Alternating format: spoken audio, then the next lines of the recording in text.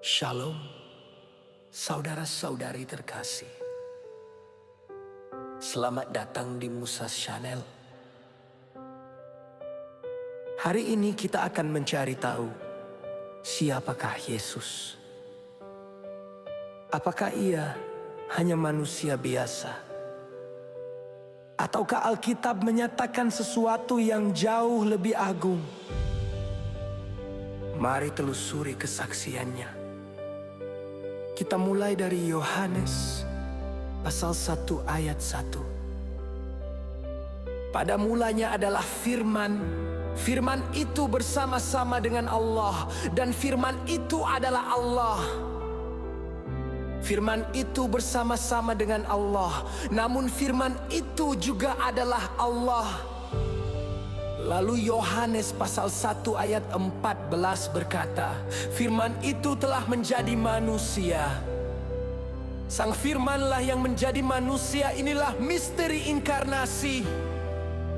Dalam Yohanes pasal 8 ayat 58, Yesus berkata, sebelum Abraham jadi, aku telah ada. Yesus menyatakan keberadaannya sebelum Abraham. Sebelum dunia ada, Kristus sudah ada dalam kemuliaannya. Lalu siapa yang terlibat dalam penciptaan? Yohanes pasal 1 ayat 3 menyatakan, segala sesuatu dijadikan oleh Dia. Kolose pasal 1 ayat 16 berkata, karena di dalam Dialah telah diciptakan segala sesuatu.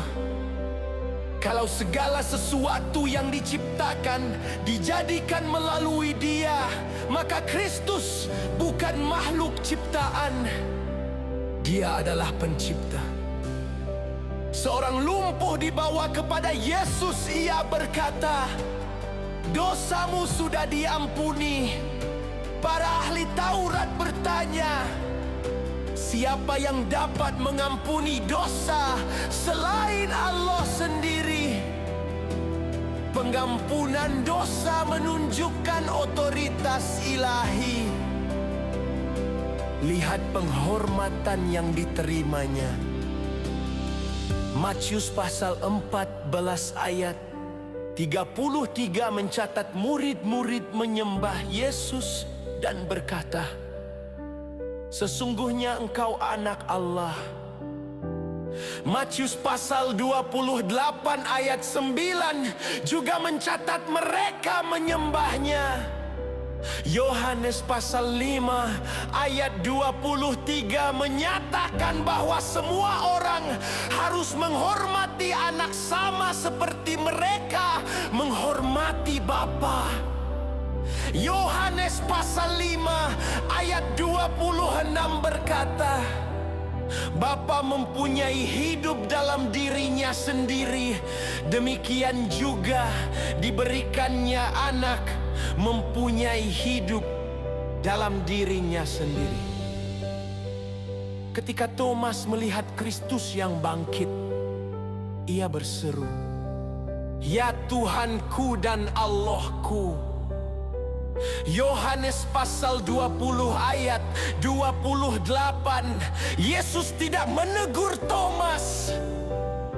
Dengarkan Ibrani pasal 1 ayat 8. Tetapi tentang anak ia berkata, tahtamu, ya Allah, tetap untuk seterusnya dan selamanya. Anak disebut Allah karena kesaksian kitab suci sendiri. Filipi pasal 2 ayat 6 sampai 11 memperlihatkan bahwa Kristus yang dalam rupa Allah merendahkan diri dan mengambil rupa seorang hamba. Ia benar-benar menjadi manusia, menderita dan mati. Namun Allah sangat meninggikan Dia dan memberikan kepadanya nama di atas segala nama, supaya setiap lutut bertelut dan setiap lidah mengaku Yesus Kristus adalah Tuhan. Jadi, ketika seluruh kesaksian ini dibaca bersama, gambarnya menjadi jelas. Yesus disebut Allah, Ia ada sebelum Abraham, Ia memiliki kemuliaan sebelum dunia ada, Ia terlibat dalam penciptaan, Ia mengampuni dosa, Ia menerima penyembahan dan penghormatan seperti Bapa. Ia memiliki hidup dalam dirinya sendiri. Saudara, ini bukan satu ayat yang berdiri sendiri, melainkan kesaksian seluruh kitab suci. Karena itu, pertanyaan tentang Yesus menyentuh pusat iman kita. Siapakah Dia bagi kita? Kristus bukan sekadar guru, bukan sekadar nabi, bukan sekadar manusia yang dipakai Allah. Sang Firman telah menjadi manusia. Melalui Dia, kita mengenal keselamatan dan kasih Allah. Marilah kita tunduk kepadanya, bukan hanya dengan pikiran, tetapi dengan iman. Sebab sebagaimana Filipi berkata, Yesus Kristus adalah Tuhan. Saudara-saudari, inilah Musa Chanel. Teruslah membaca firman dan menguji segala sesuatu. Ketika kita menemukan Kristus di dalam kitab suci, jangan hanya bertanya apa yang dikatakan Alkitab tentang Dia, tetapi bertanyalah juga, apakah hidupku sudah tunduk kepadanya? Tuhan memberkati.